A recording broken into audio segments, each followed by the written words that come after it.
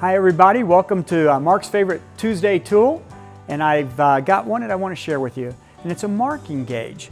And usually when we think of marking gauges, we think of something that looks like this. Years ago, Woodcraft had a deal where if you bought $50 worth of stuff, you got a free marking gauge.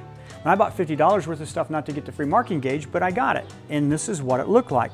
Considerably different than what the traditional marking gauge looked like. And I thought that's kind of hokey, so I really didn't use it. And then one day, I couldn't find my other marking gauge, so I picked this up and I used it. As simple as it is, there is nothing in this league in terms of how you lay out lines. It's the best marking gauge ever. Well, the gentleman who made it stopped making them. He had a hard time selling them, and so it just went off the market. Years later, a gentleman by the name of Hamilton started to remake that marking gauge. Now, he's made a few changes on it, but this is what it looks like now.